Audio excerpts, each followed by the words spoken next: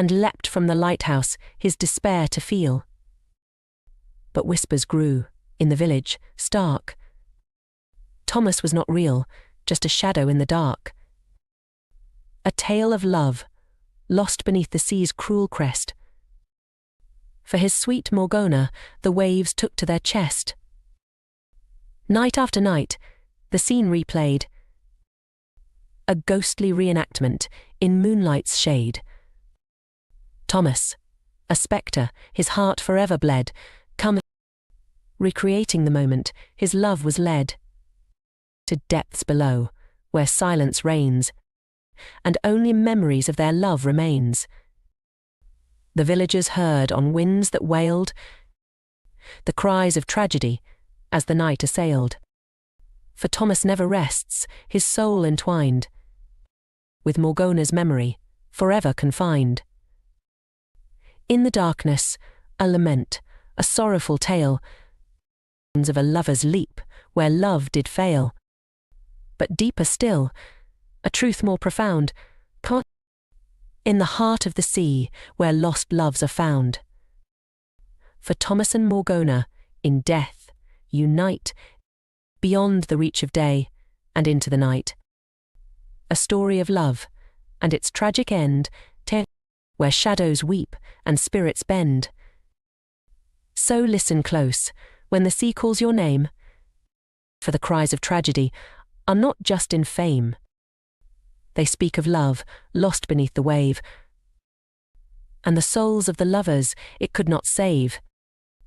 In the dark days of yore, a lesson so real, love's greatest depths the sea will steal.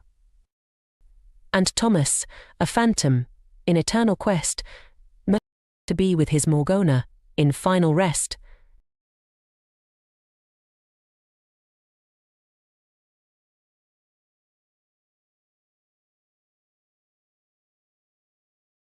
My Love and the Darkness Within by Thomas Miller. Oh, my sweet Shannon, you lie there so still, as if rigor mortis claimed you, its unwilling victim. Your gaze fixed upon the ceiling, an enigma, leaving me to wonder at your final vision. The shock painted on your features suggests an end you never wished to meet, a story left untold. Oh, my dearest, the night wraps us in its youthful cloak, as we meander through the graveyard's silent tales. Here, souls once vibrant with love and joy now lie stiff and somber under the moon's pale gaze.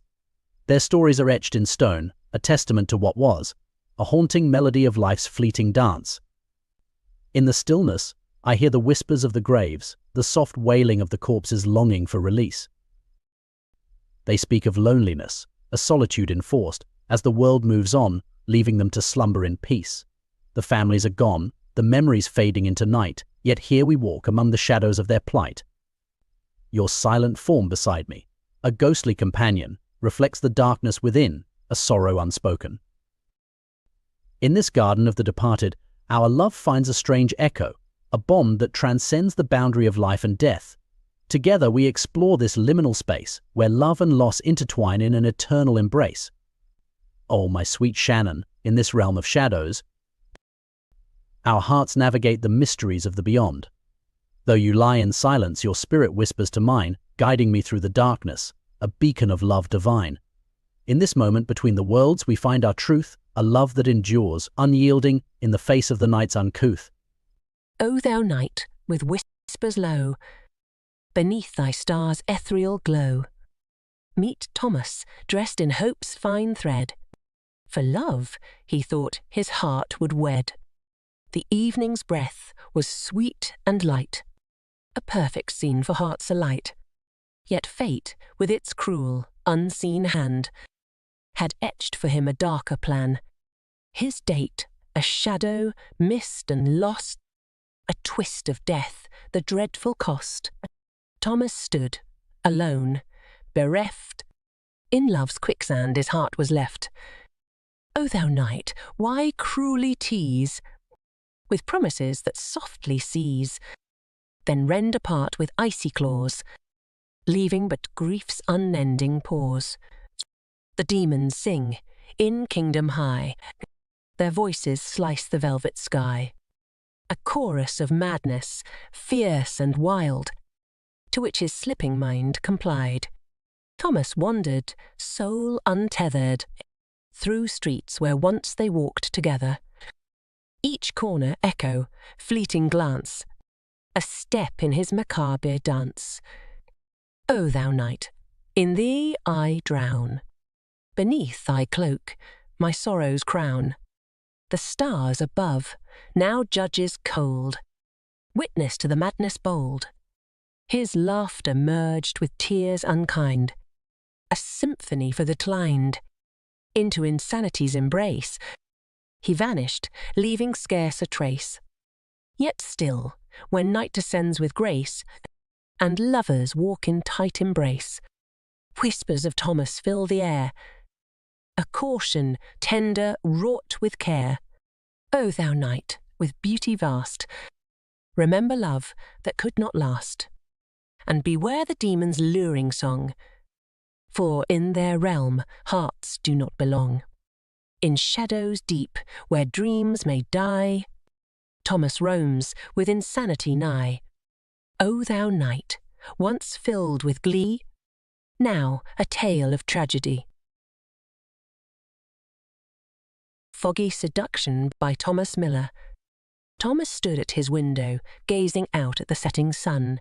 Its reddish-orange hue was muted by the fog that crept like a blanket around the small cottage, muffling the sounds of nature, the chirping of the birds, the rustling of leaves, into a distant whisper. The chill of the coming night was already in the air, and Thomas shivered, pulling his thin coat tighter around his body. As he looked out into the gathering darkness, he couldn't help but remember his beloved bride, taken from him so suddenly by the yellow fever that had swept through the countryside. He could still feel the softness of her skin beneath his hands, the warmth of her embrace, the sweet sound of her laughter. He closed his eyes and let a single tear roll down his cheek. It had been just weeks since she had been taken from him, and he had yet to adjust to his newfound loneliness. He had thought that the long walks he had taken through the fields and forests near his home would help to ease his pain. But in truth, all it had done was fill him with a deep sense of despair. He had been so looking forward to the life he had planned with his love, and now that dream was gone, leaving him with nothing but emptiness. Thomas wiped his eyes and looked away from the window, his gaze falling upon the small box which held the only traces of his beloved that he had left. He had since moved on with his life, but a part of him was still stuck in the past, mournfully wishing for what could have been. Although he had been left with nothing but grief and sorrow, Thomas had found a way to carry on. He had made it his mission to care for others in need, using the skills he had learned working as a farmer. He rose early in the morning, tended to his chores, and then set off for the nearby towns where he would help those who had suffered from the fever. He may not have had much to offer, but his strong back and kind heart were enough to bring a small measure of comfort to the afflicted. Tragic Prom Night by Thomas Miller. In the fabric of time, woven deeply into the heartstrings of the 50s and 60s, a tale as timeless as love itself unfolds under the glimmering lights of a high school prom. This story, steeped in both joy and tragedy, is that of Thomas and Jennifer, high school sweethearts whose love story became a legend whispered through the corridors of time. Thomas and Jennifer, wrapped in the innocence of their youth and the promise of forever, were the embodiment of love's purest form. Theirs was a connection that transcended the ordinary, a bond forged in the shared solitude of being orphans. Together they found a sanctuary in each other's presence, a haven from the solitude that the world imposed upon them. As the final year of high school drew to a close, the anticipation of prom night filled the air. It was not just any prom, but the last they would attend together, marking both an end and a beginning. Dressed in the elegance of the era, they stepped into a night that promised eternal memories, unaware that fate had a different course charted for them. The night, filled with the music of their laughter and the harmony of their steps, seemed to freeze in time, a perfect moment captured in the eternity of their love. Yet, as the clock ticked towards the inevitable dawn, Thomas and Jennifer decided to etch their final moments in the legacy of a love that would defy the bounds of life and death. In a tragic twist of fate, their journey ended atop Lover's Cliff, a fiery crash sealing their love in a tragic yet poetic end. The car, consumed by flames, became a chariot transporting them from the mortal world to a realm where their spirits could dance together for eternity, unburdened by the physical constraints of the world they left behind. Mr. Doctor Dirge, the coroner who bore witness to the aftermath, noted the severity of the tragedy, yet in the ashes he saw the indestructible bond that not even death could sever. Thomas and Jennifer, having no family to claim them, were laid to rest in a pauper's grave, together in death as they were in life, their names intertwined in the annals of timeless love stories. The legend of Thomas and Jennifer, two souls who chose to leave the world for a place of their own making, where they could reign as king and queen of their eternal dream, continues to echo. It's a reminder that love, in its purest form, transcends the physical world, living on in the memories and stories passed down through generations. Thus, under the soft glow of the moon and the watchful eyes of the stars, Thomas and Jennifer's love story remains a testament to the enduring power of love, a beacon for those who believe in the magic of forever and always. The legend of Thomas and Jennifer, like a lighthouse beam cutting through the fog of forgotten times, became a beacon for the broken-hearted and the dreamers alike. In the halls of the high school they once roamed, their story turned into a myth, a poignant reminder of love's resilience against the tides of fate. As years turned into decades, the world around Lover's Cliff transformed. The trees grew taller, the town expanded, and generations passed, but the spot where Thomas and Jennifer had met their destiny remained untouched, a sacred ground for those who knew of their tale. It was as if the earth itself decided to preserve their story, embedding it into the very landscape. Couples, young and old, would often find themselves drawn to this cliff, not just for its breathtaking views but for the chance to feel closer to the essence of true love that Thomas and Jennifer left behind. They would leave flowers, notes, and tokens of love, creating a mosaic of tributes that transcended time, a testament to the universality of love's language. The prom night that had witnessed their last dance together became a legend of its own. The school, embracing the legacy, dedicated each prom to the memory of Thomas and Jennifer. The theme of eternal love, of dances that never end, and of promises that reach beyond the veil of death became ingrained in the celebration. It was a night where the past and present merged, where the spirits of Thomas and Jennifer were said to bless the love of those who dared to dream as they did. Their story, woven into the curriculum of life lessons, taught that love is not just a fleeting moment of happiness, but a force capable of transcending the greatest of tragedies. It reminded everyone that sometimes love is not just about the time spent together in the physical realm, but the impact left on the hearts and souls that love touches. The pauper's grave, where they were laid to rest side by side, became a pilgrimage site for lovers seeking blessings for their own relationships.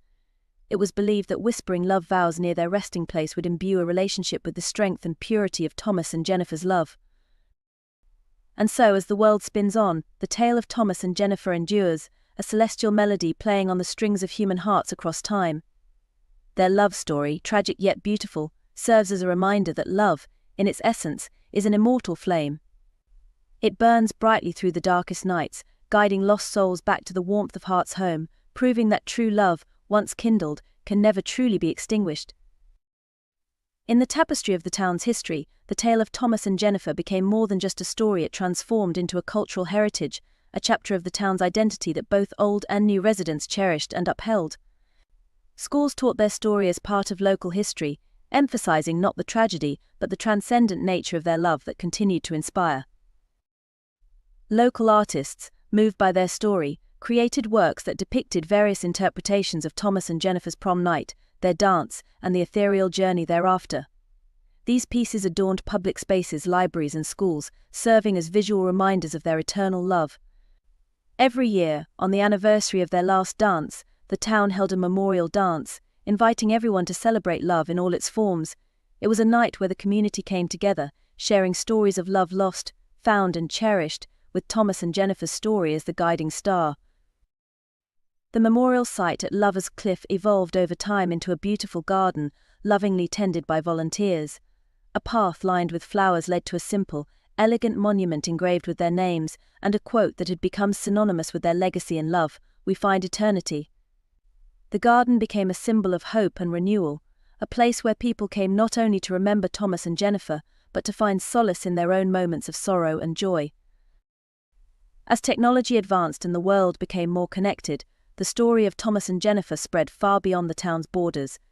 It captured the hearts of people across the globe, becoming a viral sensation on social media. People from different countries shared their own love stories, drawing parallels to the timeless tale of the high school sweethearts who chose love in the face of eternity. Documentaries and songs were created in their honor, each interpretation adding another layer to their enduring legacy. The impact of their story reached even those who had once been cynical about love. It served as a reminder that love could be as enduring as the mountains and as deep as the ocean. Thomas and Jennifer's story became a beacon of hope for those who had lost their way in love, encouraging them to open their hearts once more to the possibilities that love brings. Generations passed, and the world changed in countless ways, but the essence of Thomas and Jennifer's love remained immutable, a constant star in the ever-changing skies of human emotion.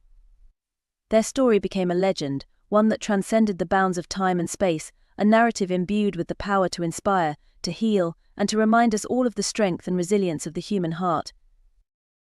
In the end, Thomas and Jennifer's love story, etched in the annals of an era gone by, proved that true love is not just about the moments shared between two people, but the legacy they leave behind. It's a story that continues to unfold, with each retelling, each memory, each tribute adding to the infinite tapestry of a love that, in its very essence, became immortal. O thou night, with whispers low, beneath thy star's ethereal glow, meet Thomas, dressed in hope's fine thread. For love, he thought, his heart would wed. The evening's breath was sweet and light, a perfect scene for hearts alight. Yet fate, with its cruel, unseen hand, had etched for him a darker plan. His date, a shadow, mist and lost, a twist of death, the dreadful cost. Thomas stood, alone, bereft, left. O thou night, why cruelly tease, then rend apart with icy claws, leaving but grief's unending pause? The demons sing, in kingdom high, their voices slice the velvet sky. A chorus of madness, fierce and wild, to which his slipping mind complied. Thomas wandered, soul untethered, through streets where once they walked together. Each corner echo, fleeting glance, a step in his macabre dance. O thou night, in thee I drown. Beneath thy cloak, my sorrows crown. The stars above, now judges cold, witness to the madness bold. His laughter merged with tears unkind, a symphony for the tlined. Into insanity's embrace, he vanished, leaving scarce a trace. Yet still, when night descends with grace, and lovers walk in tight embrace, whispers of Thomas fill the air, a caution, tender, wrought with care. O thou night, with beauty vast, remember love that could not last, and beware the demons' luring song, for in their realm hearts do not belong.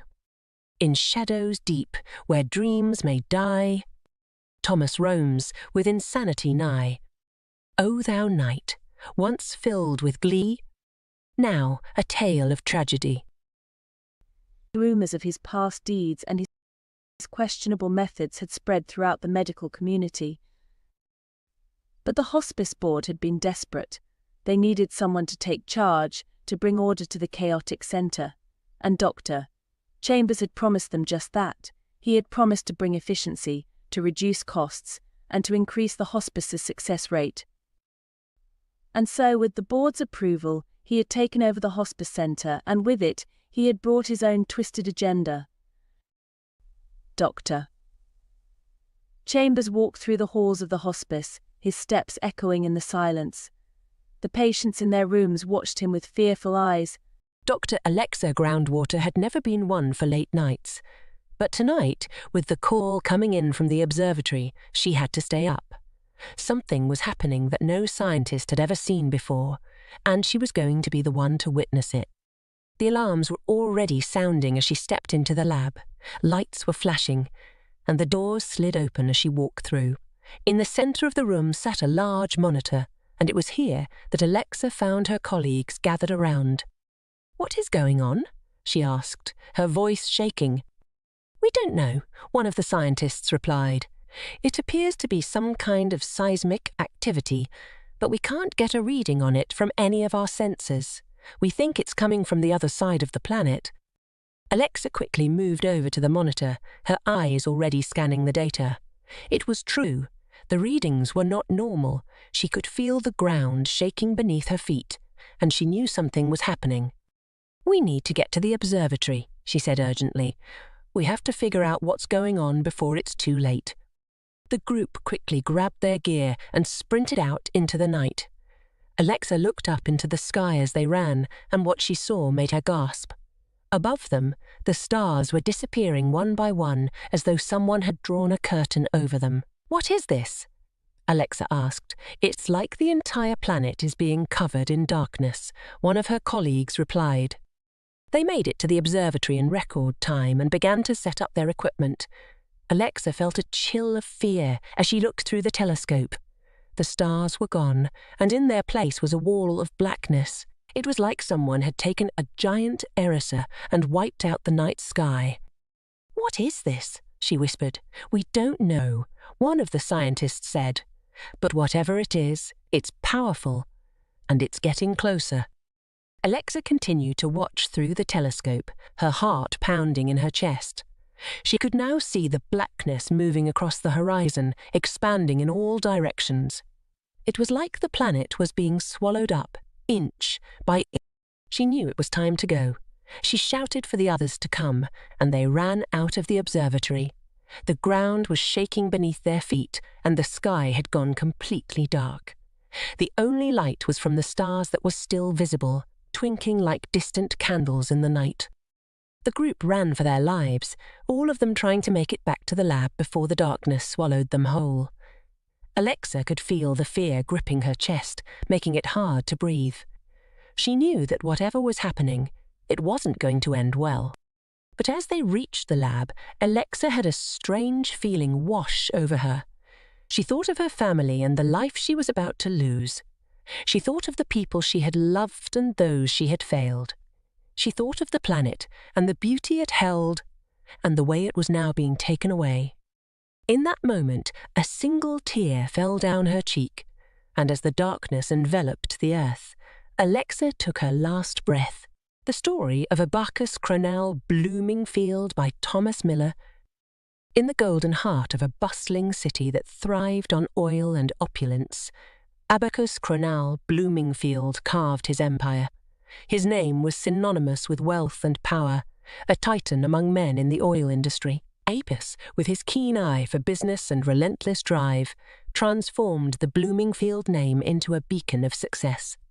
Yet, beneath the glittering surface of prosperity lay a labyrinth of personal turmoil and estrangement.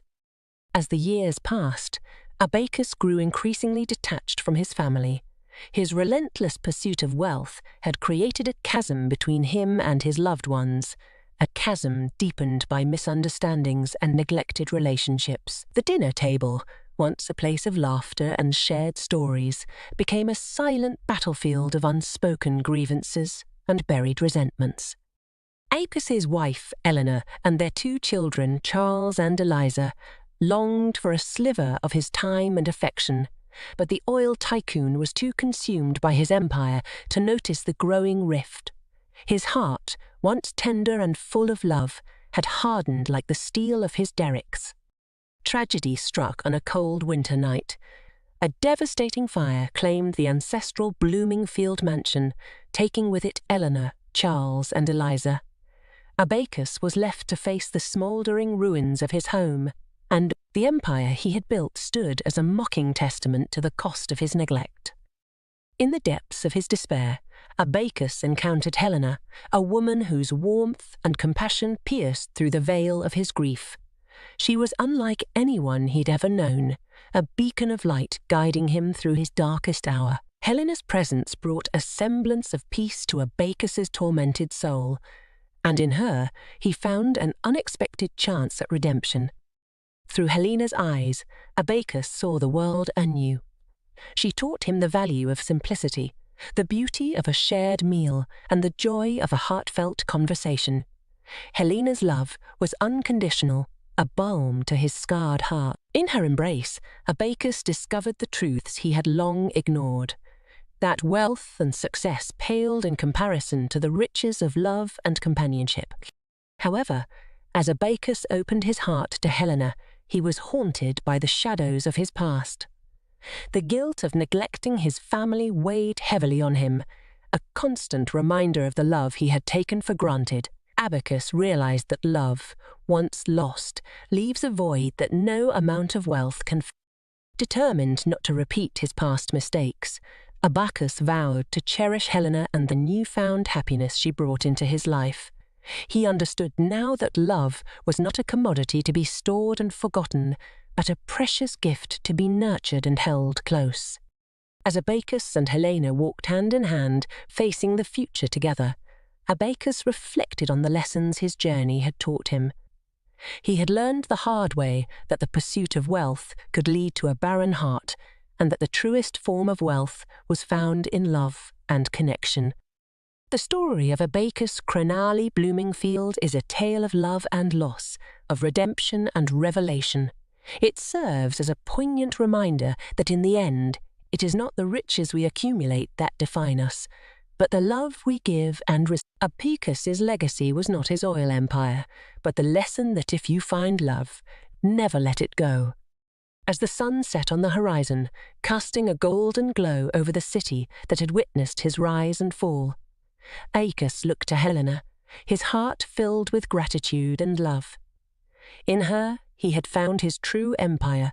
The story of Abacus's love and death is a testament to the transformative power of love and the enduring human spirit's capacity for change and forgiveness.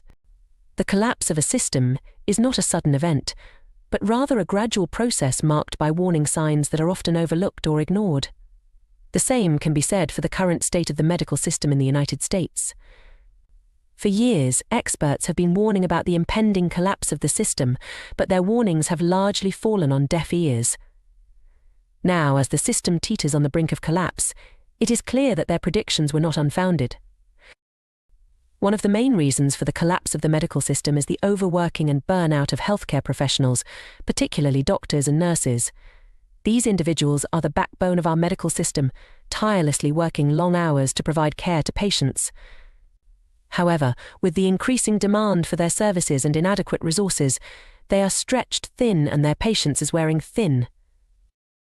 As a result, nurses and doctors are becoming increasingly frustrated and angry at patients who they feel are taking up their time with minor issues or are non-compliant with their treatment plans. This frustration is understandable, as they are faced with an overwhelming workload and often have to deal with difficult patients who are resistant to treatment. But this anger towards patients is not a sustainable solution and can lead to a breakdown in the doctor-patient relationship, ultimately causing harm to the patient. Moreover, the shortage of healthcare professionals has only exacerbated the situation. Many hospitals and clinics are understaffed, and nurses and doctors are forced to work longer hours and take on more patients than they can handle. This leads to fatigue, burnout, and a higher risk of medical errors. In addition, with the shortage of healthcare professionals, patients are often left waiting for extended periods of time to see a doctor, which can be life-threatening in emergency situations. The collapse of the medical system is not just limited to the healthcare professionals, but it also extends to the transportation industry. Many patients rely on ambulance services to get to the hospital in the event of a medical emergency. However, due to the overburdened healthcare system, even ambulance services are struggling to keep up. This has resulted in longer wait times for ambulances and, in some cases, a complete lack of available ambulances. As a result, patients are left stranded, unable to get the medical attention they desperately need. The shortage of transportation options has also led to a surge in demand for ride-hailing services like Uber and Lyft. However, drivers for these services are not always willing to take on patients who require medical attention or may need assistance getting in and out of the vehicle. This further complicates the issue and puts patients at risk of not being able to get to the hospital in time. The collapse of the medical system is not just limited to the healthcare professionals or transportation services, but is also evident in the shortage of essential supplies. With the pandemic, there has been a significant strain on the supply chain, resulting in shortages of food and medication. Patients with chronic conditions, such as diabetes, are finding it increasingly difficult to get the medication they need, leading to further health complications. The shortage of food and medication is just one example of the domino effect of the collapsing medical system. Another major concern is the shortage of essential medical equipment, such as ventilators, which are critical for treating patients with respiratory issues. This shortage has been highlighted during the current pandemic, where hospitals have had to ration their limited number of ventilators, ultimately leading to the loss of lives. As the system continues to crumble, it is clear that the next domino to fall will be the US dollar. Once the value of the dollar declines significantly, all assets held in dollars will also lose their value. This includes land, houses, and other assets. At this point, it will be too late for individuals to try and protect their wealth. Instead, the focus will shift to the basics of survival, such as access to clean water and food. In such a dire situation, it is no surprise that people are looking for alternative forms of currency, such as gold and silver. These precious metals have historically been viewed as a store of value, and in times of economic turmoil, they prove to be a valuable asset.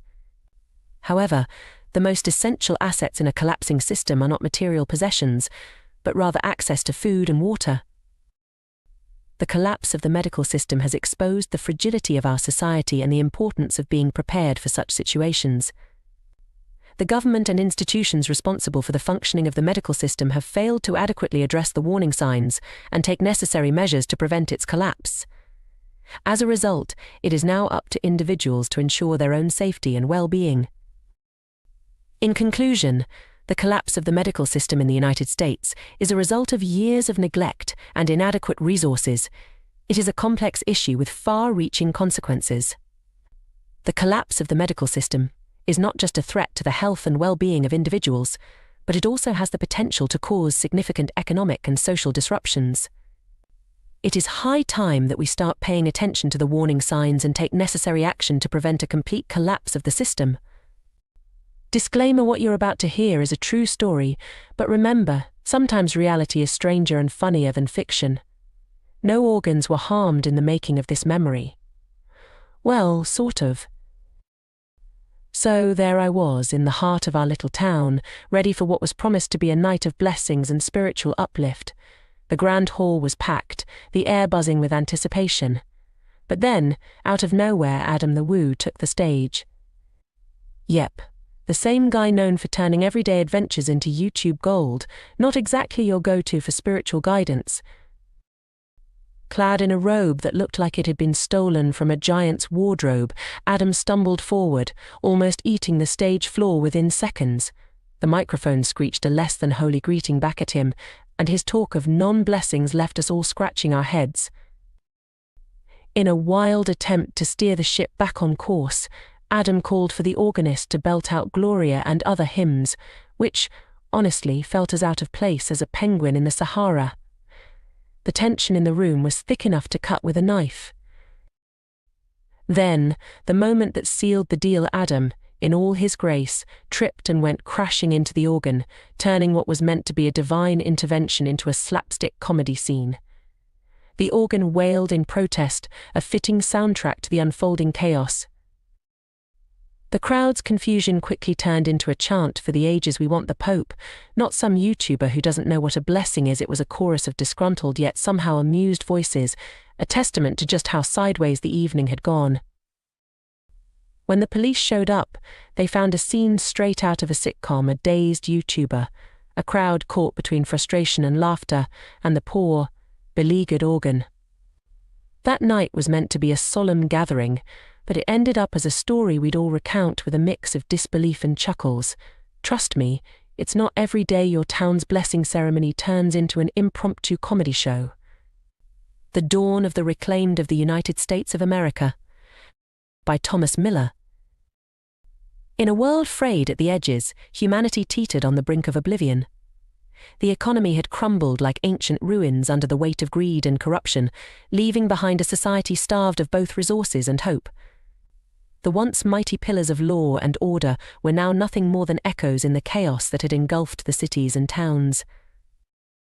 Amidst the smouldering remains of a civilization too arrogant to foresee its demise, two families, once bound by love and kinship, found themselves entrenched in a bitter struggle for survival.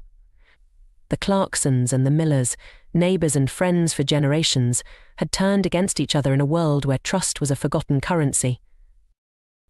In the heart of the forsaken city, James Clarkson and his brother, Henry, stood in the shadow of a crumbling building, their faces hardened by loss and betrayal. The air was thick with smoke and the acrid smell of burning hopes. "We must take what we can." "The Millers won't share, and there's nothing left to buy," Henry declared, his voice a hollow echo of desperation. Across the street, hidden in the debris-laden shadows, Sarah and Emily Miller whispered frantically. "The Clarksons are planning to raid our supplies tonight," Emily hissed, her eyes wide with fear. "We can't let them, not after what happened to Dad." The night fell like a curtain, shrouding the city in darkness and dread. As the moon cast a pale light over the broken streets, a silent signal passed between the brothers. With weapons forged from the remnants of a once prosperous world, they advanced towards the Millers' sanctuary, their hearts pounding with a mix of fear and resolve. The confrontation was inevitable. As the Clarksons breached the entrance, the air was split by the sound of gunfire. Shouts filled the night, a tragic symphony of anger and sorrow. Sarah and Emily, cornered and frightened, fought with the ferocity of those with everything to lose. In the aftermath, the street was eerily quiet, disturbed only by the soft whimpering of the wounded and the defeated. James lay on the ground, staring at the starless sky, his life ebbing away. Beside him, Henry clutched a fatal wound, his breath shallow and laboured. Sarah, limping and battered, approached the brothers, her eyes not angry, but empty. "Look at us," she whispered, more to herself than to the dying men before her. "What have we become?" The morning sun rose over a city that no longer woke up, its light touching the faces of those who had lost everything to hatred and fear. As the days passed, the remnants of humanity dwindled, leaving behind echoes of a world that could have been. In the end, when the dust settled and the silence became unbearable, those who remained understood the grim truth: the economy was not the only thing that had collapsed. Humanity had crumbled right along with it. In their quest for survival, they had forsaken the very essence of what it meant to live. And so, as the last pages of their story were written in the ashes of despair, the survivors pondered the legacy of a world where the way out was indeed death, a legacy of caution and sorrow for whoever, or whatever, might one day inherit the earth. As weeks morphed into months, the remnants of civilization clung to existence, the stark new reality rendering every remaining heartbeat a cacophony of fear, guilt and despair. Sarah Miller, once a schoolteacher brimming with optimism, had become a custodian of dwindling supplies and fading memories. Her sister Emily, injured in the skirmish that had claimed the lives of their neighbours and kin, lay bedridden, a constant reminder of the high cost of survival. In a nearby ruin that once served as a community centre, a frail assembly of survivors convened. Desperation had drawn them together not as friends nor allies, but as co-conspirators against the relentless tide of doom. Among them was Michael, a former economist, whose deep understanding of their collapsed world offered no solace but only deeper chasms of despair. Money. The economy, it was all a construct of perceived value, Michael explained, his voice barely rising above a whisper. We believed in a system so deeply that it defined our very existence, but without belief, without the mutual trust that our paper and numbers held value, it all fell apart. His audience, gaunt faces shadowed by the flickering light of a lone candle, listened not out of interest, but out of a sheer, morbid need to grasp the intangible threads that had led to their unravelling. Outside, the streets of what was once a bustling neighbourhood were silent, save for the occasional howl of a stray dog or the distant crash of another structure succumbing to neglect. The cityscape was a mausoleum of human achievement, a testament to what happens when societal constructs fail and the baser instincts of survival override all else. Lucy, a young mother who had lost her entire family to disease and starvation, spoke up, her voice shaky. "What are we even surviving for? There's no law, no order. Just this," she gestured around at the crumbling walls, "this endless waiting for an end." It was a sentiment echoed in the hollow stomachs and hollow eyes around her. The concept of future had become a cruel joke, and death, once feared, was now courted as an old, inevitable friend. As the meeting disbanded, each returned to their solitary existences, fortifying their shelters not against the elements, but against each other. Trust had become the most valuable and scarce resource. No one spoke of rebuilding. Survival was the only item on any agenda. Days were filled with scavenging among the ruins, where the most valuable finds were not food or water, but things that could be weaponized. Nights were restless vigils, where every shadow and sound signified potential doom. Sarah, returning to her makeshift home, looked over at Emily, whose once vibrant eyes now seldom opened. Whispered conversations about death, their fear, their inevitable acceptance, had become their lullabies. "It's like we're waiting for the world to end again, even though it already has," Emily murmured one evening, a lucid moment in a sea of pain. Sarah held her sister's hand, thinking about the brothers Clarkson, about their own parents, about every familiar face that had faded into memory. The world hadn't ended with a bang or a cataclysm, but with whispers, betrayals, and the slow, inexorable decay of everything that had once held meaning. As the world darkened into another night, the air thick with the scent of rain and ruin, Sarah looked out at the empty streets, a tableau of the apocalypse that was both a graveyard and a cradle. Maybe, just maybe, the end wasn't just about death and despair. Maybe it was about what comes after, about who rises from the ashes and what they choose to rebuild. But tonight, like every night, the only certainty was the darkness, and the only companions were ghosts of a world that had once dreamed of forever. As autumn bled into winter, the chill that seeped into the bones of the city's remnants was not just from the encroaching cold, but from the deepening realization that the vestiges of the old world were finally flickering out. In this new era of endless dusk, the survivors faced not only the external decay of their environment, but the internal decay of their spirits and morals. Sarah, whose nightly vigils by Emily's side had become her entire world, noticed the change one bleak morning. Emily, her body ravaged by infections and lack of proper care, finally succumbed to the relentless grip of her ailments. Her passing was quiet, a stark contrast to the chaos that had defined their lives for so long. In the silence that followed her sister's last breath, Sarah felt a shift, a fracture in her resolve that threatened to dismantle what little fortitude she had left. Alone now, Sarah ventured out more frequently, driven by a need for human connection that her sister's presence had partially sated. On one such foray, she stumbled upon a gathering of survivors who were attempting to start a council to establish some semblance of order. Among them was Michael, whose theories about the economy and society she remembered all too well. "We need to rebuild, not just survive," Michael was saying, his voice infused with a passion that seemed almost out of place in the bleak landscape. "We can create a new system, one based on mutual aid, shared responsibilities. We have the chance to redefine what it means to be a community." His words stirred something in Sarah, a flicker of hope that she thought had died with Emily. She joined the council, throwing herself into the task of rebuilding with a fervor that surprised even her. The group was small, but their ambitions were large. They cleared debris, planted what few seeds they had managed to scavenge, and set up patrols to ensure their small enclave remained safe. As weeks turned into months, their small settlement began to take shape. They had established a rudimentary barter system, and slowly, as if awakening from a long slumber, the streets around them began to show signs of life. Children played among the ruins, their laughter a balm to the weary hearts of their elders. But the world outside their fledgling community remained hostile. Other groups, driven by desperation and guided by less altruistic leaders, saw Sarah's community not as a beacon of hope, but as a threat to their own survival. Raids became frequent, and the patrols often returned bearing not only scars but also tales of increasing brutality. One night, a particularly violent group attacked. The battle was fierce, and many of Sarah's friends fell. The attackers were repelled, but the cost was high. The community's spirit was fractured, and fear once again took root.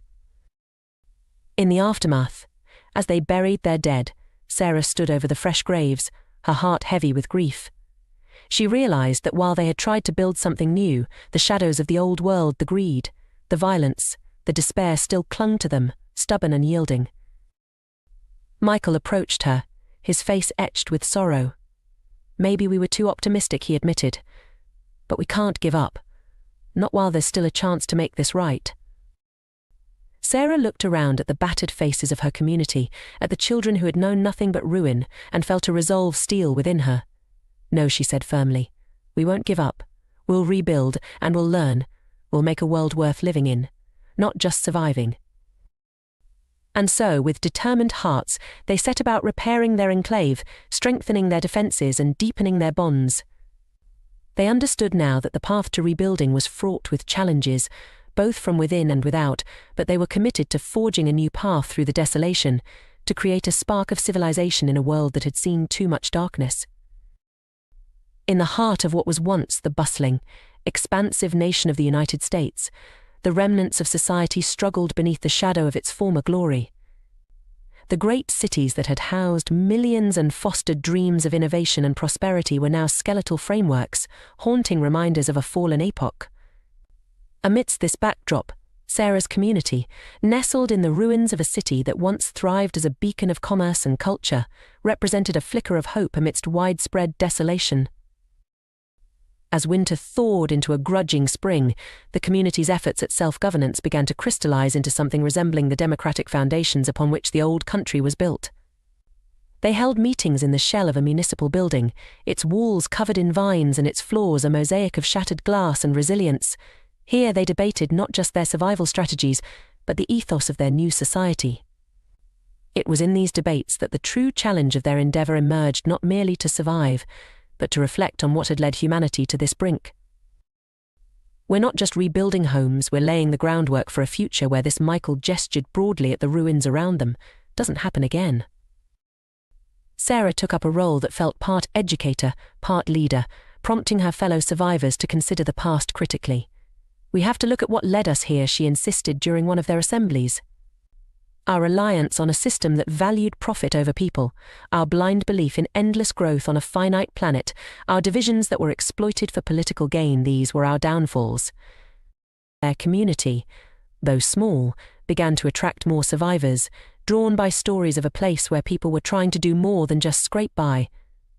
These new members brought with them skills, stories, and occasionally stark reminders of the ongoing struggles outside the relative safety of their enclave. One evening, as the community gathered to share a meal made from the first harvest of their communal garden, an elderly man, who had travelled from the west, shared his journey. Across the plains, communities are taking shape, each struggling with these same issues. Some choose isolation, fearing the outside, others form alliances, but all face the spectre of past mistakes, looming large. This revelation sparked a new initiative within the community education, not just in practical skills but in history, ethics and governance. Sarah started organizing sessions where children and adults alike could learn about the history of their nation, the environmental degradation, the economic disparities, and the cultural conflicts that had fractured their society. "We must understand the past fully if we are to avoid repeating it," she often said. As the community grew, so did their capabilities. They established a library from salvaged books, a workshop for rebuilding old technologies, and a council that rotated leadership to prevent the accumulation of power.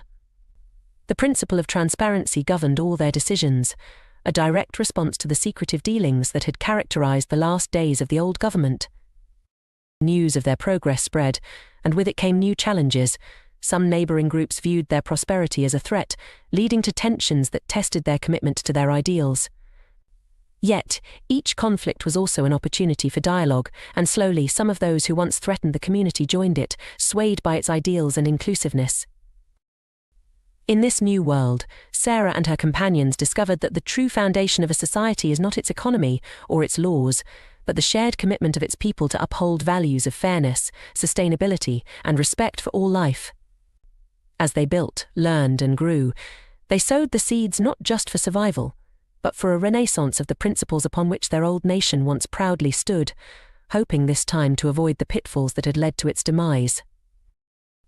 As the community solidified its foundation and expanded its influence, the concept of a renaissance began to transform from a hopeful idea into a tangible reality. Sarah's small enclave became a model of sustainable living and democratic governance, inspiring surrounding settlements to adopt similar principles. This network of communities, each autonomous yet united in their core values, began to refer to themselves as the Federation of Reclaimed States, a coalition intent on restoring order and humanity from the ashes of the old United States. The Federation emphasized a return to simpler, sustainable practices that prioritized environmental stewardship and social equality over the unbridled industrial expansion that had marked the previous era. The rise of the Federation did not go unnoticed. Across the continent, fragmented remnants of the old government and other powerful groups, who had survived the collapse by hoarding resources and exerting militaristic control over territories, saw this new political entity as a threat to their dominion. These groups often operated under a guise of restoring order, but their methods were rooted in the oppressive systems of the past. As tensions escalated, Sarah found herself at the heart of diplomatic efforts, traveling between communities to negotiate alliances and mediate conflicts. Her reputation as a thoughtful leader, committed to ethical rebuilding, made her a respected figure in the post-apocalyptic landscape. During one critical summit held in the ruins of what was once a Capitol building, Sarah addressed a gathering of leaders from various factions. "Our survival thus far has depended on our ability to adapt and change," she stated. "We cannot afford to revert to the ideologies that led us here: corruption, exploitation, and division. We must forge a new path, one that sees our interdependence as a strength, not a weakness." Her words, while inspiring to many, also incited resistance from those who clung to the old ways. A faction led by a former military commander named General Carter proposed an alternative vision, one that relied on a strict hierarchical system to maintain control. "Chaos is the true enemy," Carter argued. "Without a strong hand to guide them, people will inevitably return to savagery." The ideological divide threatened to fracture the fragile peace that had been established. However, Sarah and her allies worked tirelessly to counteract these divisive narratives by demonstrating the successes of their community-driven model. They organized exchanges between communities where people could share knowledge, resources, and cultural stories, thereby weaving a tapestry of mutual respect and understanding. Over time, the Federation's influence grew, and its successes became too evident to ignore. Communities under the sway of autocratic leaders began to question their rulers, spurred by the prosperity and freedom observed in neighboring Federation states. This grassroots pressure gradually eroded the power of authoritarian enclaves, leading to a series of peaceful transitions and some less peaceful uprisings. Sarah, witnessing the transformation of a continent, knew that the road ahead would still be fraught with challenges. The environmental damage of the past centuries was severe, and the global climate crisis continued to impact weather patterns, crop yields, and water supplies. The Federation therefore prioritized ecological rehabilitation projects, investing in renewable energy sources and regenerative agriculture techniques. Years passed, and the landscape of the continent began to shift both literally, as reforestation projects took root, and figuratively, as new cultural and political ideas blossomed. Sarah, older now but invigorated by the changes she had helped usher in, reflected on the journey. "We started with a simple goal to survive," she told a group of young leaders during a mentorship session. "But survival is just the beginning. To truly thrive, we must envision a world that rectifies the mistakes of the past and embraces the diversity and vitality of life in all its forms." As the Federation prepared to celebrate its 20th anniversary, Sarah looked out over a vibrant assembly, a mosaic of faces from many walks of life, all united by a common dream of a reborn nation, guided by wisdom, compassion, and an unyielding commitment to the greater good. Her heart swelled with hope, not just for her community, but for the future of humanity itself. 20 years after its humble beginnings, the Federation of Reclaimed States stood as a beacon of hope and resilience. The once scattered and desolate towns had transformed into thriving hubs of community and innovation, each contributing uniquely to the collective prosperity. The grand celebration of the Federation's anniversary was not just a reflection of survival, but a testament to the enduring spirit of human collaboration and creativity. As the day of the celebration dawned, representatives from every corner of the Federation gathered in the great central square, rebuilt from the remnants of an old metropolis. The square was alive with colour and sound, filled with art installations, music and dance, all expressions of the diverse cultures that had merged together in this new era. Sarah, now revered as one of the founders of the Federation, took the stage to address the multitude. Her hair had silvered, but her eyes retained the intense passion that had driven her all those years ago. As she looked out over the crowd, her heart was full of emotion, seeing not just faces, but the embodiment of a dream realized, a dream of a society built on the principles of equality, respect, and sustainability. My friends, Sarah began, her voice clear and strong, echoing across the square, today we celebrate not the end of hardship, but the strength to overcome it.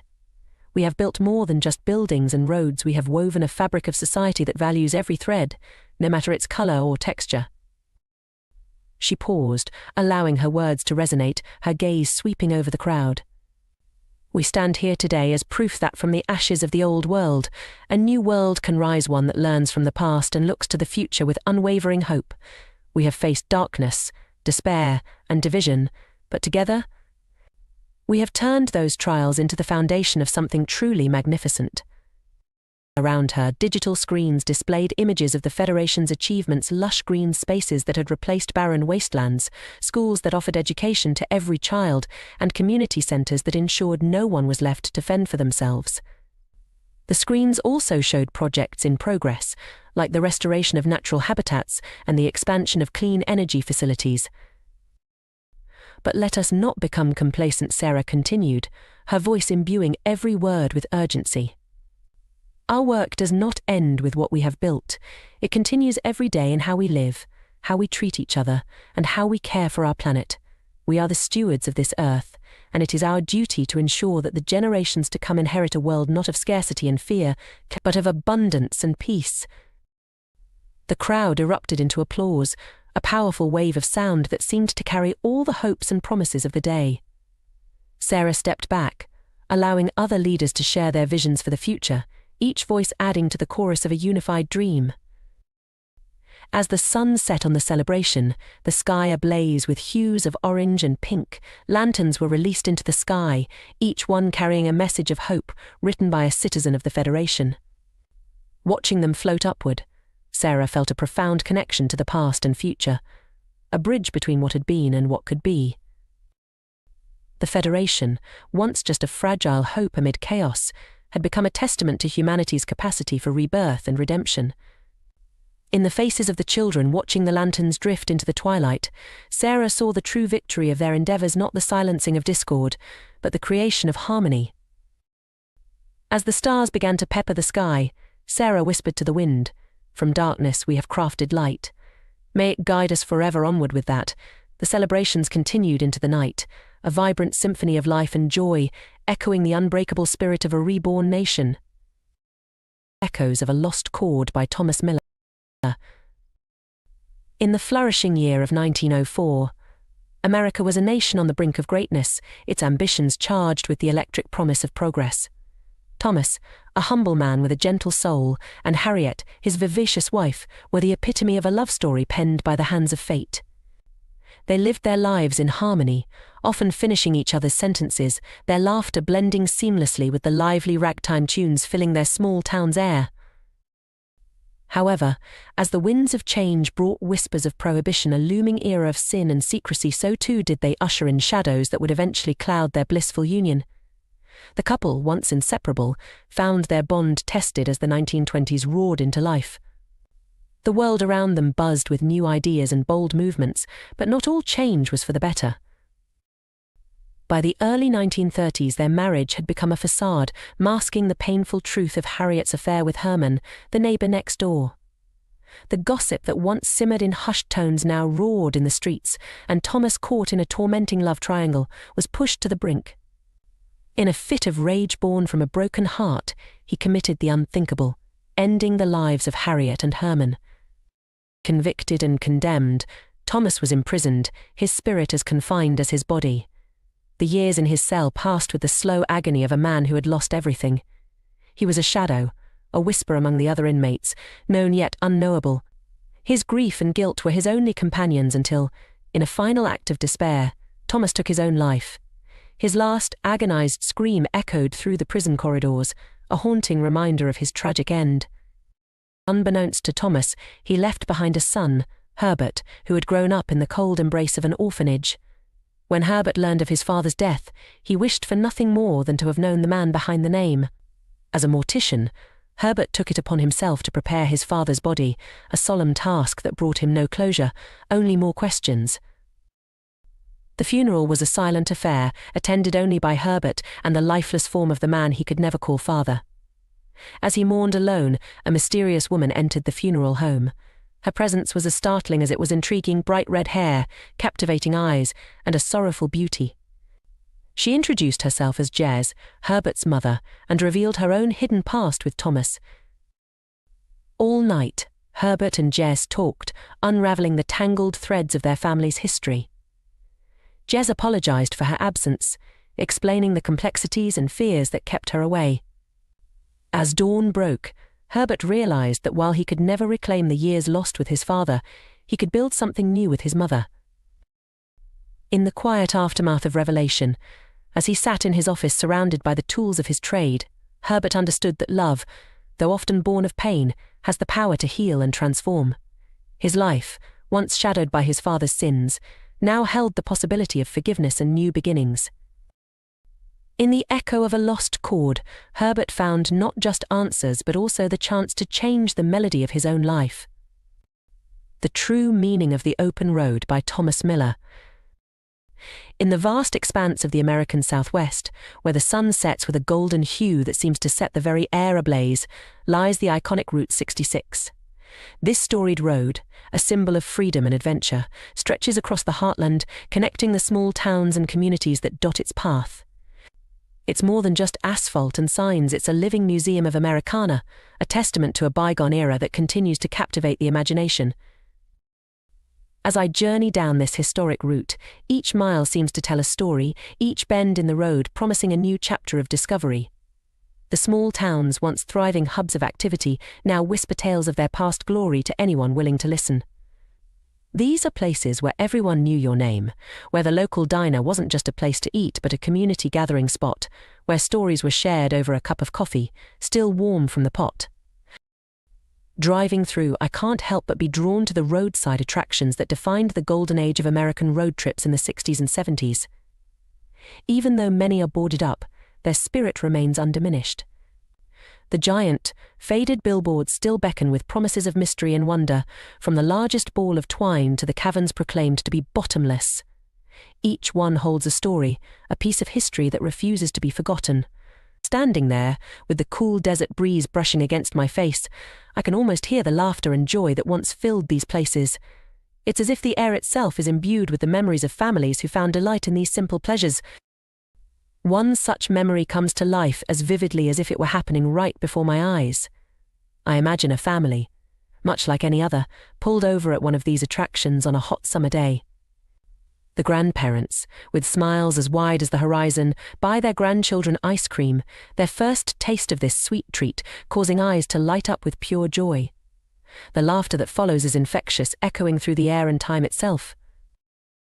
But as is often the case with siblings, a spat between brothers leads to a momentary panic. One runs off, his feelings hurt by an offhand comment, and for a brief moment the joy is replaced with concern as the family scatters, searching through the town. Yet, as always, things turn out all right. The family reunites, the quarrel forgotten in the face of relief, their laughter returning, a bit wiser for the experience. This, to me, is the essence of Americana. It's not just in the big, celebrated events, but in these small, almost mundane moments of joy, kinship, and overcoming minor adversities together. And yet, as I continue my journey down Route 66, I can't shake the feeling that this Americana, this integral part of our national identity, is fading away. The decline wasn't sudden, it was a slow burn that seemed to catch us off guard. What was once a vibrant tapestry of communal and family life has gradually faded into the background noise of modernity. Driving past a diner that seems to be the last bastion of the community, I stop. It's as if the establishment itself is a time capsule, showing what might have been, what was, and what still lingers if only in spirit. The neon sign, flickering with the promise of home-cooked meals, beckons me in. Inside, the air is filled with the scent of coffee and pie, the walls adorned with photographs of the town in its heyday. Each picture tells a story, each face a chapter in the book of this place. As I sit at the counter, sipping on a cup of coffee poured by a waitress who has clearly seen it all, I realize that while the form of Americana may have changed, its heart still beats strong.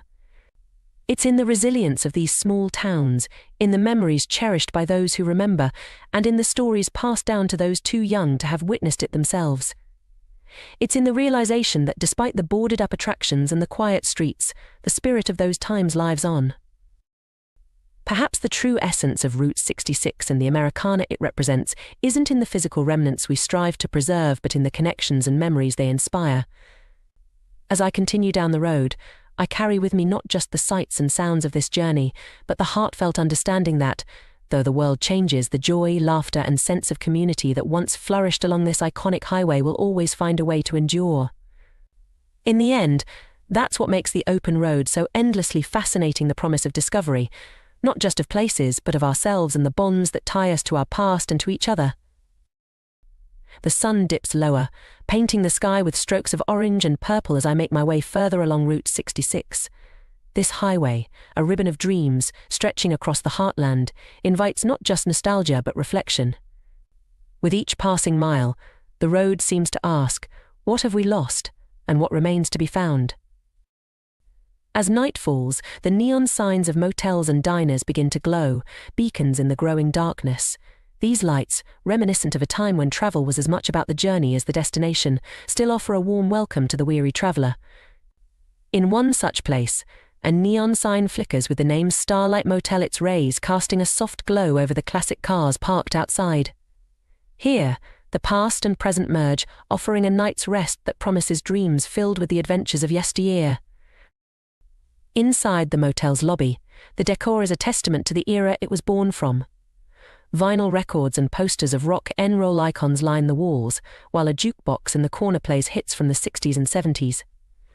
The owner, a man whose wrinkles speak of years of stories, greets each guest with a smile that's both welcoming and nostalgic. He speaks of Route 66, not just as a road but as a living entity, one that has witnessed the ebb and flow of American life. The conversation turns to the small towns along the route, each with its unique charm and history. These places, he says, are the heart of America. They might seem quiet now, but listen closely. You can hear the echoes of the past, the laughter of children running down the streets, the hum of conversation from the local diner, the sound of a band playing at the high school dance. These towns are alive with the memories of those who came before us. As I retire to my room, the words resonate deeply. Lying in bed, I think about the families who travelled this road, their experiences weaving into the fabric of Route 66. It dawns on me that the road itself is a mosaic of these stories, a testament to the resilience, innovation, and spirit of those who travelled it. Morning brings with it a sense of renewal. As I continue my journey, I stop at a diner that seems unchanged by the years. Here, over a breakfast of pancakes and coffee, I listen to the stories of locals. They speak of their hopes and dreams, of the challenges they face, and of their love for this place they call home. Their stories are a powerful reminder that, though the world outside may change, the essence of human experience remains constant. As I drive away from the diner, the road stretching out before me, I realize that Route 66 is more than just a highway, it's a journey through the heart of America. It's a journey through time, space, and the soul of a nation. The small towns, with their quiet streets and boarded-up attractions, hold stories of joy, sorrow, and everything in between. In the end, Route 66 stands as a symbol of the enduring American spirit. It reminds us that, even in the face of change, there is beauty in remembering and honoring the past. It teaches us that the journey is as important as the destination, and that every mile travelled is an opportunity to connect with the stories and dreams that define us. As the road unfolds ahead, I carry with me a renewed sense of purpose and connection. The open road, with all its mysteries and memories, continues to beckon, offering endless possibilities for discovery and reflection. And in this journey I find not only the essence of Americana, but a deeper understanding of myself and the world around me. The landscape shifts as Route 66 meanders through deserts, over mountains and across plains, each turn revealing a new facet of America's natural beauty. This juxtaposition of the natural world against the man-made marvels along the road serves as a reminder of the delicate balance between progress and preservation. It's in this balance that the soul of Route 66 truly shines, offering a perspective that is both timeless and profoundly relevant. The sun is high in the sky as I approach a town that seems to have defied the passage of time. Its main street is lined with vintage stores, antique shops, and a classic movie theatre, its marquee proudly announcing a double feature of films from decades past. Walking down the street, I'm greeted with smiles and nods, an unspoken welcome that warms the heart. It's in this town, seemingly paused in time, that the spirit of community is palpable. Here, neighbours look out for one another, and businesses support each other. It's a living model of the communal bonds that once defined much of American life. Later, sitting in a local cafe, I strike up a conversation with a group of residents who share stories of the town's history, of the travellers who've passed through, and of the legends that have been born on this stretch of road. Their pride in their community is infectious, and their resilience inspiring. They talk of challenges faced and overcome, of adapting to change while holding on to the essence of what makes this place special. It's a testament to the enduring strength of the human spirit, a theme that resonates deeply with the legacy of Route 66 itself. As the day wanes, I find myself at a crossroads, both literally and metaphorically. Route 66, like life, is filled with choices, each path leading to new discoveries and challenges. It's here, at this crossroads, that the essence of the journey becomes clear. Route 66 is more than a highway, it's a narrative of America, woven from countless stories of hope, adventure, and the search for meaning. Continuing on, the road takes me to a restored gas station, now a museum dedicated to the history of Route 66. Inside, the walls are adorned with memorabilia, each piece a snapshot of the road's storied past. From vintage gas pumps to old road signs, each item tells a part of the larger story of America's evolution. The curator, a passionate historian of the road, speaks of the importance of remembering and preserving these stories. Route 66, he says, is a mirror reflecting the American experience, with all its diversity, its struggles and its triumphs. To travel this road is to journey through the heart of what it means to be American. As I leave the museum, the sun begins to set, casting long shadows across the road. The beauty of the moment is overwhelming, a reminder of the transient nature of our experiences and the importance of cherishing the journey. Route 66, with all its history, its beauty, and its challenges, is a metaphor for life itself. It teaches us to embrace the journey, with all its twists and turns, its highs and lows. It encourages us to explore, to dream, and to connect with the stories and people that make up the rich tapestry of our shared human experience. In the end, the journey along Route 66 is a journey of discovery. It's a quest for understanding, not just of a road or a country, but of ourselves. As I drive under the stars, the road stretching out into the darkness, I am filled with a sense of gratitude for the journey, for the stories shared, and for the timeless spirit of Route 66 that continues to inspire travellers from around the world. In this moment, I am reminded that while the road may end, the journey and the stories it has woven into the fabric of America will endure, a lasting legacy of the open road and the endless possibilities it represents. The arrival of Ale Chopia by Thomas Miller. Ale Chopia arrived in the small town of Flora, Florida, months before, a man hardened by the bitter streets of Ireland, with a strange calmness that could not be attributed to his gruff appearance. He trudged along the dirt and dust path, a workman's bag slung over his shoulder, his head down and his face hidden from the sun. Nobody paid him heed, and although he wasn't suspicious of anyone, Ale Chopia remained on the lookout for trouble. He had been travelling for weeks and his money was running low, so when he reached the edge of the town, he followed a bend in the road that he'd heard about from a man he had shared a meal with a few days before. He wanted to find a place to stay, a place where he could find a job and make a living. The path meandered through a few blocks of low-lying buildings and storefronts. the dirt roads full of cracks, before finally coming to a small house tucked away in a corner of the town square. Al Chopya's heart beat wildly as he approached the door of the house and knocked. He was welcomed with open arms by a large woman wearing a broad smile, who introduced herself as Mrs. Weber, the owner of the house.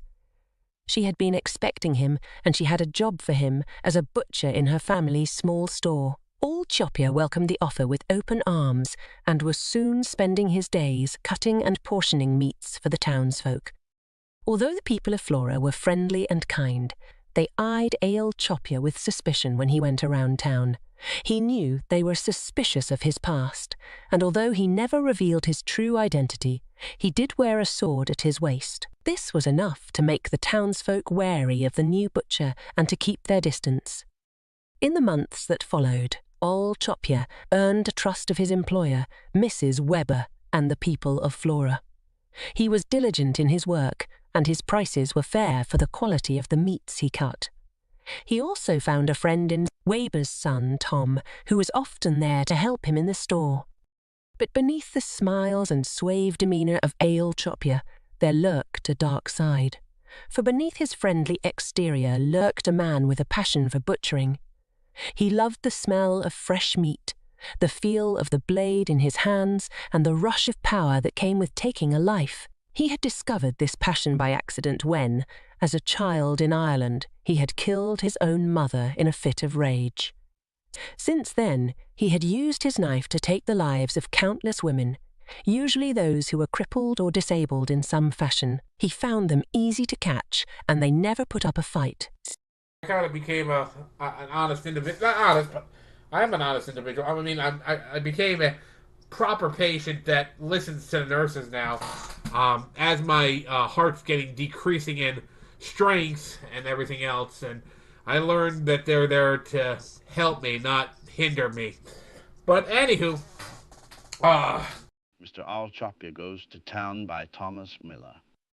Al Chopya nervously shuffles through the busy streets of Florida, his eyes darting back and forth as he tries to blend in with the crowd. He knows the risk he's taking by being here, but he can't help it. He needs to satisfy his cravings. With his fake butcher ID and a bag of freshly chopped up meat tucked under his arm, Al makes his way to the back entrance of a small butcher shop. He takes a deep breath before pushing the door open and stepping inside. The smell of blood and raw meat hits him like a wave, causing his stomach to churn. But he pushes through it, reminding himself of the reason he's here. The butcher, a burly man with a thick beard, nods at him as he enters. Al nods back, trying to hide the nervousness in his eyes. "Morning, Al," the butcher says, wiping his hands on a stained apron. "Morning," Al replies, trying to keep his voice steady. He's been coming to this shop for months now, ever since he stumbled upon it while searching for a new place to satisfy his cravings. The butcher, whose name is Frank, has become somewhat of an acquaintance to him. But Al knows that if Frank ever found out the truth about him, it would be the end of his double life. Al hands over the bag of meat, trying not to let his trembling hands give him away. Frank takes it and begins to inspect the cuts, his expert eyes scanning for any imperfections. "Looks good," he says, nodding in approval. "Same as usual."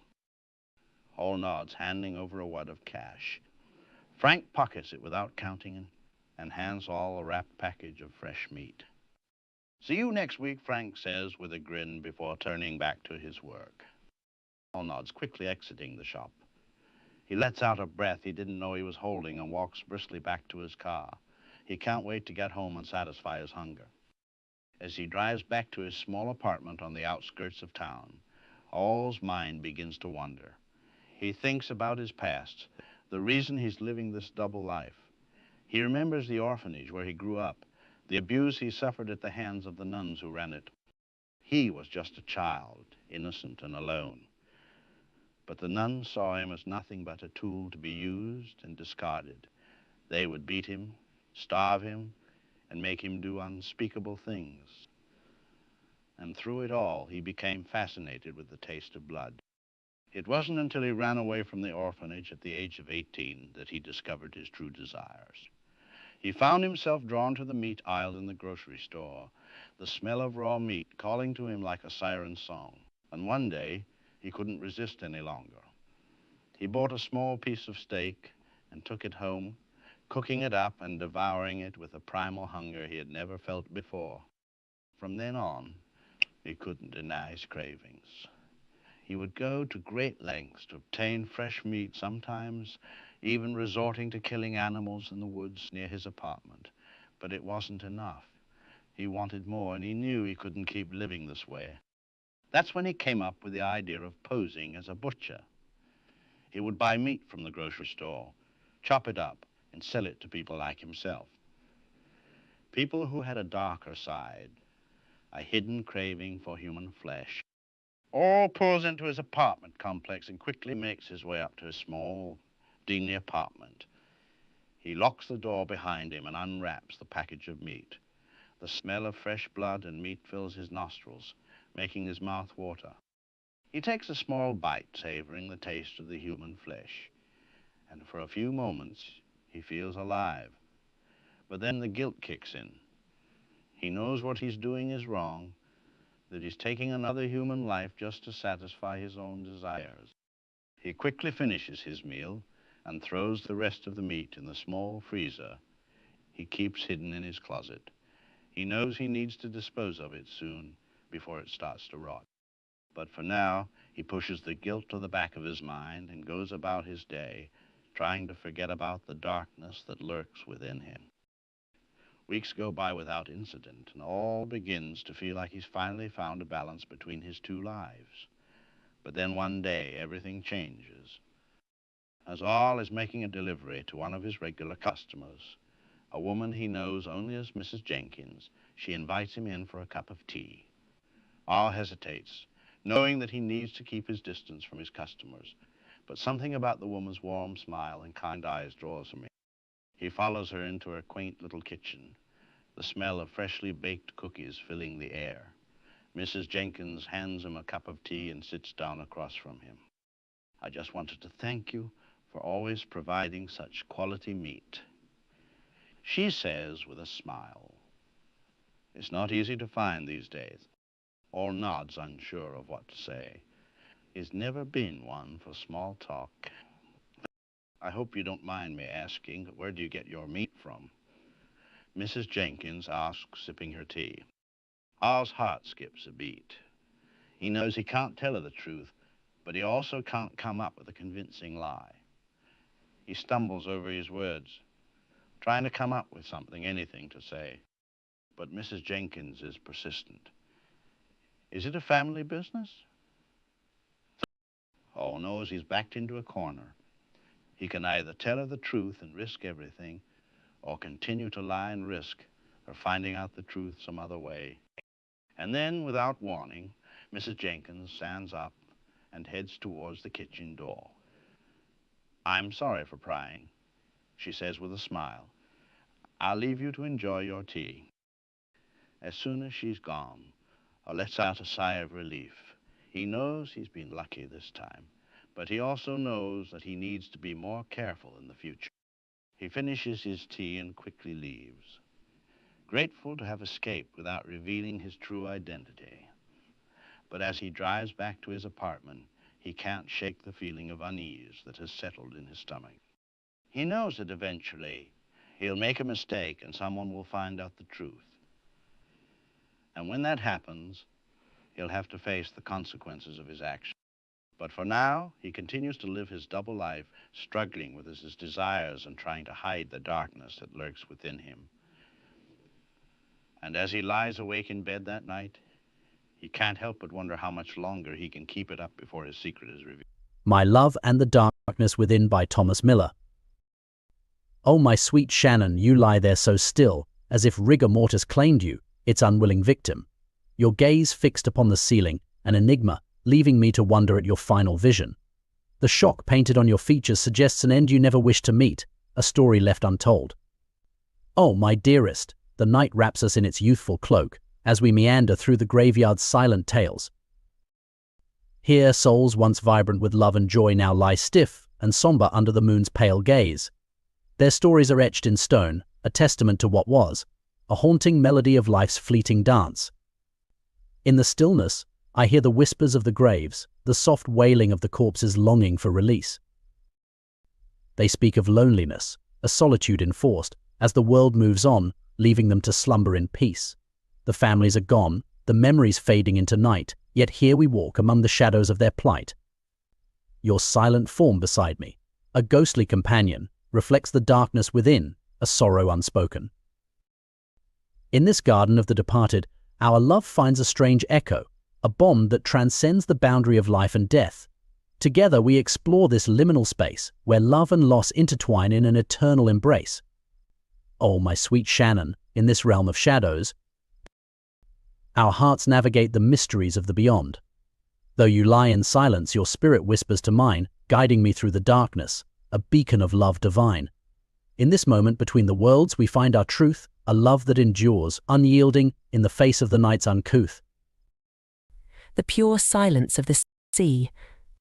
Poems of Loneliness from a Lighthouse Keeper, by Thomas Miller. Guiding light of loneliness. In the dim lantern's glow upon the cape, Nantucket's beacon, Thomas held his stead. The waves a chorus for the lost to shape, a passage home while he in silence bled. His heart, a lighthouse for the souls astray, a vigil kept for ships beneath the night. Yet none could light the dark of his own fray. No star to pierce his ever-deepening plight. For Morgana, love's sweet breath and briny deep, set sail to bind their hearts in wedded bliss. Fate's cruel storm her promise failed to keep. Yellow fever's kiss, a venomous abyss. In arms that trembled 'neath the burden's weight. On sands where vows were meant to intertwine. Her life a flicker quenched by cruel fate. Left Thomas clasping shadows, love's resign. The journals kept a scribe of heart's despair, each entry etched with loneliness profound. His quill, the only soul that seemed to care. In ink, his silent sorrows were unbound. Then came the day, no strength to face the dawn. He climbed the spiraled stairs to skies above. A leap towards the sea, his spirit drawn. In death, perhaps to reunite with love. Years passed. The lighthouse stood, a solemn guard. His bones recovered, tales of haunts would rise. For Thomas walks the beams, his heart still scarred. A ghostly keeper 'neath the starlit skies. So hear the echo of the lighthouse bell, where lonely hearts like Thomas find their end. The guiding light of loneliness knows well. The cost of love that time cannot amend. The journal of happiness. Upon the cliff where sea and sorrow meet, the gathered few with sombre faces gleaned. From Thomas' place of rest, a tale so sweet, within the pages of his journal, screened. 'Twas writ in times when love was yet a flame, that danced within the hearth of hopeful dreams. He spoke of Morgana, his heart's acclaim, in verses flowing like the gentle streams. A sonnet for my sunrise. Her laughter, the lark at morning's first light. Her eyes, the deep pools where my reflections lay. Each day without her, an endless night. Each moment with her, the birth of day. How sweetly we spoke of a life entwined, of children laughing in fields anew. A cottage by the shore, in peace we'd find. A canvas painted with love's own hue. Ballad of the betrothed. Beneath the boughs where whispers weave, we pledged our hearts and felt them soar. Hand in hand we'd never leave. Two souls alight, forevermore. We'd wander down the lanes of old, where tales of lovers' vows are told. Each step a verse, each kiss a rhyme, in the book of love, bound through time. As pages turned, the mourners saw a life imagined, bright and clear, a contrast stark twixt joy and flaw, between his hopes and present drear. For though his body hung in air, his spirit wrote of days more fair. And in that journal Thomas showed not just his loss, but love bestowed. The townsfolk read, their eyes alight, with visions of what could have been. His words a beacon through the night, a guiding light from deep within. Thus Thomas' heart, through pen declared, a happiness that grief had spared. Though life did wrest his dreams away, his hopeful ink made night less grey. The echoes of joy. In Thomas' words, the town found solace sweet, but a chronicle of joy amidst the gales. Each entry a refrain they would repeat, a song of summer sun when light prevails. Ode to tomorrow. With Morgana by my side, no storm could dim our shared tomorrow's promise, bright and bold. Her voice, a melody, a sacred hymn that warmed my soul against the night's cold. We'd build a life on laughter's golden shore, where love would bloom in gardens we'd create.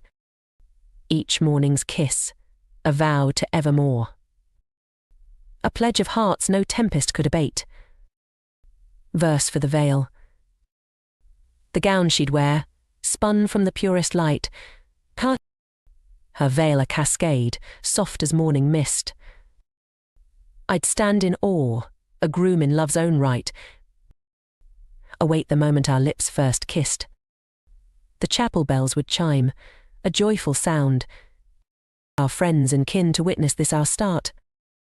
In every whispered vow, our lives would bound. Her hand in mine, a mural of the heart. The villagers, their eyes not dry, imagined him, a lover true, who saw not